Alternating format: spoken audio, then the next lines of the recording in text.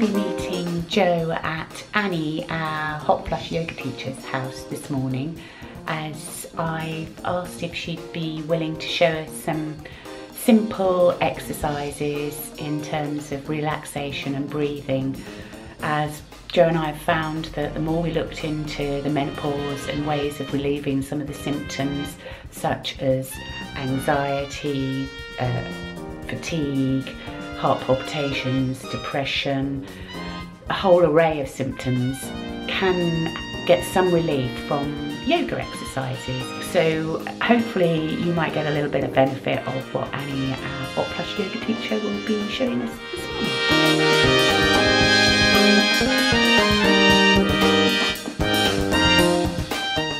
In yoga, you use a lot of blankets and they're a prop, so you have to fold them tidily. So actually this isn't a very good example. Tap, tap, tap. But it is a decent one, so we'll because you're using your either resting your spine or opening, well usually it will be your spine, but you're using them for different reasons, so you don't want them to be lumpy. Draw your feet in, alright, and then you're going to lie over a pile of, I've got 3 folded blankets here. Now if someone's throwing their head back very slightly, which Anne is, then she just needs another layer under her head. Prop. And that way you want the forehead a little bit higher than the heart, which is your left side.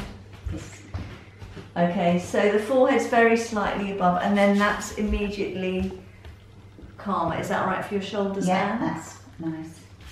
So this is really good for, I was going to say lowering blood pressure, but you know it is as far as menopause goes. Yeah. Because as you can see, the chest is open, the face is quiet, and the other thing you can do, if people are stiff here, which they often are, then you can, I mean if you're running out of blankets, you can roll a big towel up, because you're not going to make it dirty, you can go back into the cupboard. Just lift your knees very slightly, Anne, okay, and then release them. And you put a roll under your ankle. Is that comfortable? That is really comfortable. Because that's just taken. The thing is, that's what happens there is your legs can rest down, but they're getting some support. So, I mean, if you were someone, lift your knees a bit. If you were someone who had some yoga support, if you know someone, there might be people that look at this website who do something. Then you would have some bricks. So now, take your legs out. They are your thighs. They support, they keep the lift of the inner thighs up. And is that as comfortable? I feel like you feel I prefer the blanket. Yeah, that's interesting, isn't it? Yeah. Okay, so that's one way. And then we're going to do crossways. So sit up, you're still doing Baddha Konasana, so you'll be happy. Good. My favourite. She likes this one.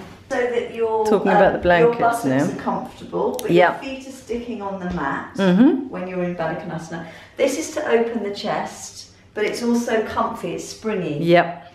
Alright, and then this is to lengthen the back of the neck so the head isn't hanging backwards. So and does it, so it has to be lower than the middle? No, if you're stiff in the neck, you need this to be raised. And right. In fact, I'll quickly get 2 blocks. But what you don't want is that oh, if anything, that would make, you can see instantly. I can, yes. That would make you more tense and more upset. Yep. So actually, for the purpose of this, you could use anything, because you could take another cushion from the sofa, you could use your pillow. So if it was raised, I'll just show you, because it's probably a tiny bit better if your head's slightly raised. But this is the point, and then this is here, and it needs to support your neck. Can you see? Yes, I can. Yeah. But if it's too much, and again, it's the other thing, isn't it? Your neck would be tight if your head was too high up. Yeah. So you need to find so it feels comfortable compared to. So I've put a couple of bricks underneath behind it. Yeah. Great.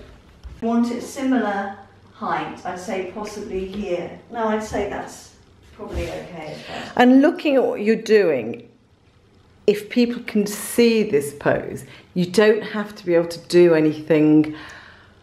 You could do this without anybody. You can do this here. without anybody safely. You can do it after you've eaten safely.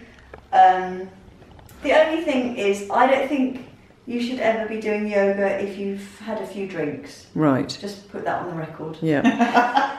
Well, obviously, it's another thing you can't do in menopause anyway, drink. You can't have any fun. Oh, I haven't heard that. You're not meant to drink. You're not, you're meant to cut everything you quite like. Hot flushes, so. Oh, And actually general health, isn't it? It's sort of an impact on, but yes. Yeah, well. Caffeine, alcohol, cake, biscuits. Yes. Everything in moderation. So what I wanted to say also is we're demonstrating some relaxation poses, but actually if you're someone who's interested in yoga or you already do yoga, keeping up a full practice is very good for your hormone balance. So, you know, this website isn't advocating you only do resting poses, just it's very good to try them. Yeah, we're just showing some relaxation here because Yeah. we keep saying a lot of it about dealing with menopause is being able to relax and take time out for yourself. Yeah, if you're Yeah. suffering from anxiety or stress or just Yeah. can't sleep and you want ways of relaxing. Yes. And if you started to practice some of these poses, who knows, you might start to like it. Look at me crawling up that wall like a veteran, and I might be coming along to one of your classes, Annie. I hope so. That's it, just carefully because it's a bit closer than when it's on the bolster. Is it? But then I'll show you, or get Anne to go sideways, because some people might not want to go roly-poly. But basically the reason when you go roly-poly is you get more opening here, and you move the thighs back, stretch the heels up, and then this is lovely and open, and you can feel the shoulder blades drawing in, and that's just immediately quiet for the brain, isn't it? You just feel, you know, so your fingers can curl slightly. And also your chest is open. So The chest is so open, so this is really good if you're prone to heart palpitations, and it would be good in a hot flush as well. Well, you instantly, because almost you instantly want to breathe slower. Yeah, it's very calming. I'm feeling calm. Yeah. But then that's because I'm watching, not doing. Do you want to show how to get out? Yes, think So you're going to bend perfect. your knees, push your feet on the floor, and then you've got the blanket behind, so you're going to slide onto the blanket. Yeah. So that Behind. bottom blanket's really important because if you're doing it on a carpet or something, you just Oh, God, yeah. In a some carpets would be fine, wouldn't they? But Yeah. it's It just makes it easier to ideally, slide. yeah. And whatever you do, ideally you want to get yourself A towel, a you know, even a bath yeah, towel. but I still think you should do whatever you do on a yoga mat. There's something about it just gives you that space that you're using, kind of defines it. It does define it. You know what I mean? You've got enough space. Not to do sitting in things. front of the telly, no, obviously not then, if you're on a bolster. No, or but anything sitting lying leg- down. Yeah. And it's that slight cushion. So when you come down, you rest like this for a moment because then that's you're lengthening the spine, and your feet are slightly raised, which also because that lifts the sacrum slightly. That also lengthens the lower back, soften the abdomen. Good, and then you can. And you always roll over. And you always roll over to your right when you get up from your yoga pose. Yes. It's always to the right. Always to the right because the heart's on the left, so it just. Oh, I didn't know the reason why. There's always a reason, Anne. I didn't know there was a real reason. The thing is, so you don't hold it for long. Yeah, so You're you- rolling straight over and Okay. then slide down. And Anne, did that take a bit when you first started doing that? Did you feel? I was all right. You Doing found that. Anne's quite sporty with something, so Well, but I have plenty. Sporty girl, yes. But I used to Like do me, gymnastics I when would I was not be your I have sporty one. plenty So of people- well, and I was, but actually with this one, I think I found people like me who are naturally a bit scared. As soon as you do it, it's actually because it feels so nice because it draws your shoulder blades in. It instantly makes sense. Have a solid wall. So maybe you can come down. I'll just quickly show how, or do you want to show how to go up if you're scared? Yeah, because you can explain it. So, all right. So if someone doesn't feel like doing roly-poly, which is actually, if you're quite stiff, Like you're me. doing this, you're just getting into a bit of yoga, then it's not a good idea to try roly-poly straight away. So you would sit on the edge of the support, and this isn't dignified. You have to roll up as far, you have to push your hips into the wall, because then when you turn round, you want your tailbone to be over the edge. The reason why this pile of blankets is not touching the wall is so that your tailbone slightly hangs down over it. It drops into the void. It drops towards the floor, Okay. which draws the navel down, and that's what gives you the length in the spine. Okay, so and then likewise to come down, you can push yourself back, that's probably better, but I'm just for the sake of so people can see, you're rolling sideways, and that's how you go up to get on, right? You're rolling sideways, you really push yourself into the wall. Well, you make it look so easy, I can't wait to try it. We could always film you try. Maybe not. Okay. Maybe another day. Here. That's it. Yeah. That's it.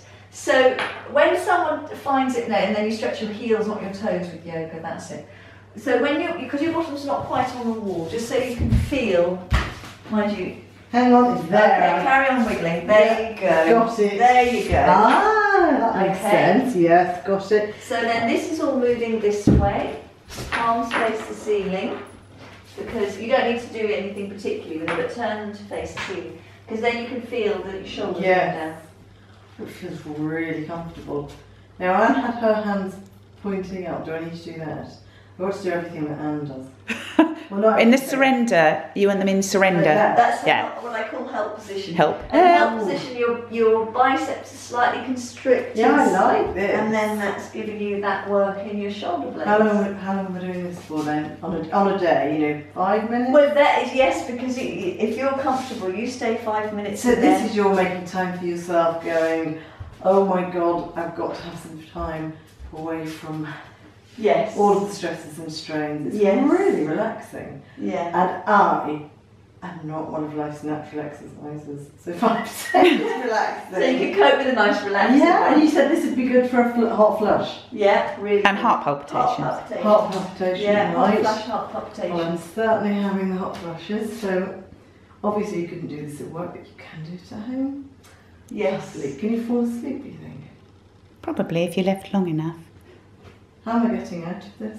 So now, I think it's nice to bend your knees, push your feet on the floor, on the wall, and slide yourself backwards on the blanket. I showed rolling sideways. If You do kind of strangle yourself a bit with your top, don't you, when you do it? But you know, that's normal. Yeah. And then you can roll over onto your back. That's it. There you go. Ta-da! Joe's first yoga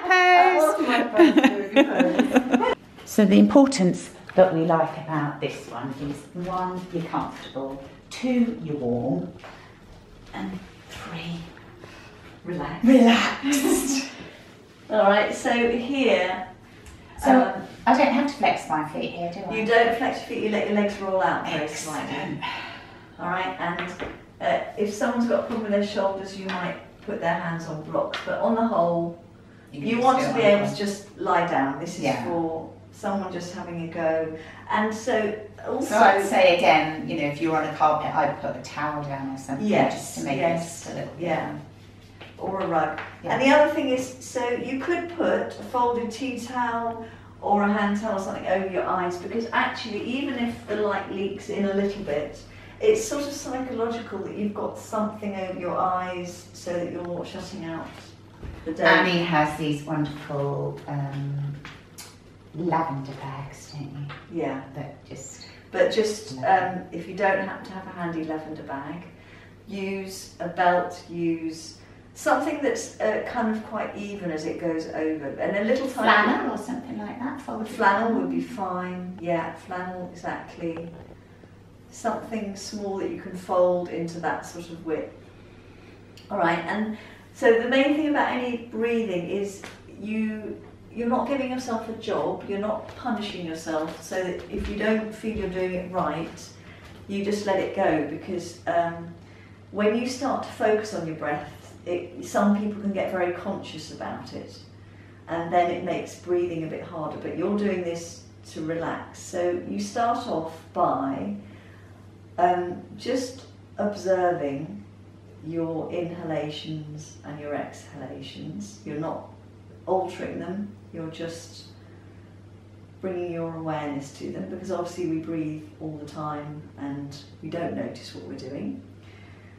And then you gradually just use your exhalation to release down to the floor, so that you spread your buttock muscles and your thigh muscles relax, and the skin on the tops of your shoulders rolls down, and your biceps, your arms feel heavy because you've relaxed your biceps and triceps, abdomen soft.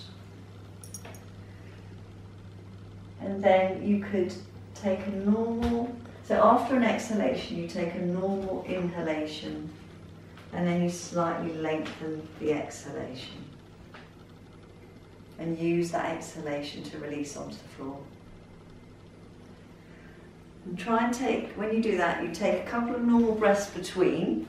Unless you're used to doing pranayama, it's very important to do a couple of breaths between doing a slightly controlled breath, because otherwise you'll find you hold tension in your throat, and it's important not to hold any tension.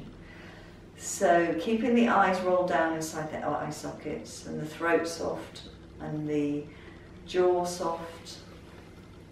After your next exhalation, take a normal inhalation, and then slightly lengthen your exhalation. So you're just slightly constricting the airflow through the nostrils, and then another couple of normal breaths when you're ready. So really you do this for about 5 cycles, and as you get more confident you can not do the normal breaths between. But like I say, it's very important, because actually you can end up with quite a headache if you're forcing your body and it's not used to this breathing. So it's more important to do less and have it quieter than try and just say, I've mastered this, and be gripping. So if are we doing a little bit more? Do you want to do the longer inhalations and the normal exhalation? Yeah, they would be quite good. Yeah. So then another way to, it's quite good to start with the longer exhalations to start with, because that helps to release the body. You're sinking onto the floor. So then you're going to do, after your next exhalation, take a longer, slower inhalation, so you feel the air percolating up through the lungs, and then you pause very slightly at the top of the breath, and then you do a normal exhalation. A couple of normal breaths.